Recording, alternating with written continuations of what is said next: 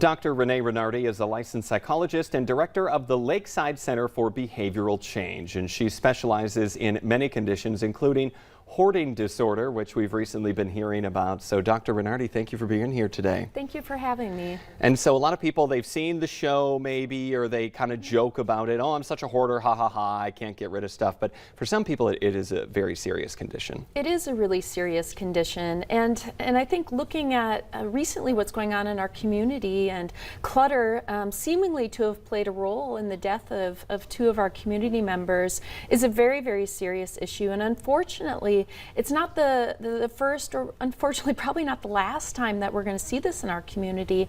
Hoarding is actually quite common. About 2.6% of the adult population struggles with some form of hoarding disorder.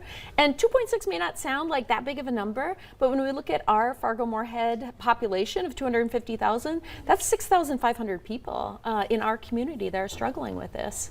And so how does someone know that it has now gotten to a point where I need to get help? It's not I have a hard time getting rid of Christmas cards from a few years ago, but a point where I need to see someone like yourself.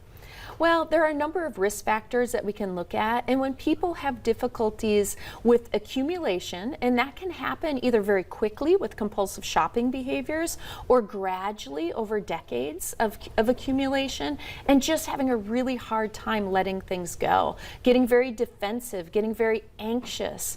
A lot of times people who struggle with hoarding, it runs in the family. About 50% of the time, somebody with hoarding disorder has a family member who also struggles with hoarding. And so we do want to look at those risk factors. Perfectionism, indecisiveness. 75% of people with hoarding have a comorbid condition of post-traumatic stress disorder, dementia, obsessive compulsive disorder, depression. So as a clinician, it's also important to ask your clients, do you have difficulties with clutter? Do you have difficulties parting with possessions? Are you isolating yourself, not having anyone into your home? And those can be some risk factors to identify. And if you have someone in your life that you believe may have a hoarding disorder or is having a hard time with any of the things you just mentioned, how do you bring that up to them that they might need to get help? Or is it something that you don't want to do? You want to bring it up in a very compassionate way. Hoarding is a medical condition. So the same way that somebody with dyslexia has difficulties reading, somebody with hoarding disorder has a really hard time making decisions around their possessions and parting with their possessions. Our area is actually doing quite a bit to try to increase resources and support for people struggling with hoarding, their family members, our emergency response teams, because it's also very dangerous for them, as we've seen this week in the news.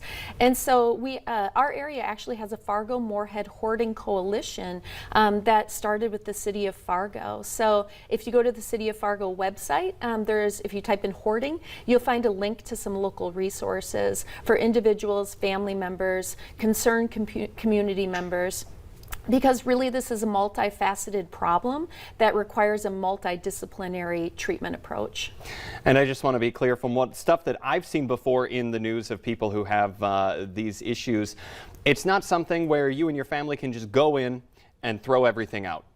That doesn't solve the problem, from what I understand. Right. And to use another example, like if somebody was struggling with algebra, if I go in and do all of their algebra homework and leave, it doesn't mean that they know algebra, right? So, and the exact same thing happens with hoarding. We have to teach people the skills that they need to change this behavior for the long term. Sometimes we have to do harm intervention. So to come in, take a look at fire hazards, especially when people are not willing to change their behavior. Sometimes we just have to do those harm reduction strategies and hopefully ease somebody into therapy so they can really learn the tools that they need to change this behavior for the long term. And for some of it could be a point, like you said, they hoard over decades or it accumulates.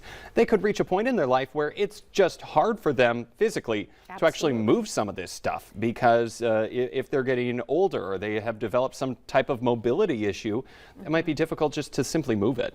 And I think a lot of this too has to do with decreasing shame, letting people know that they're not alone in struggling with this behavior. And oftentimes we do see it start in adolescence. So in my clinic, we work with a lot of young people who struggle with hoarding, teenagers, children, college students. And I'm always so happy to catch people early and to do early intervention, because we then prevent decades of suffering for people. But if you have struggled for decades with this behavior, it's also not too late. So help is available. The treatments are very effective. All right. And doctor, where can they get a hold of you if they decide that they want to talk to someone about this or any other behavioral health problem? Yeah, and I'm always happy to point people in the right direction too, even if they don't want to come and see a psychologist or their family member isn't quite willing. I'm pretty easy to find. Dr. Renee Renardi, Lakeside Center for Behavioral Change, and look me up, lakesidecenter.org. I'm happy to help in any way that I can. All right, doctor, thank you this morning. Thank you. Coming up here on today's show, we'll have your daily dose of motivation.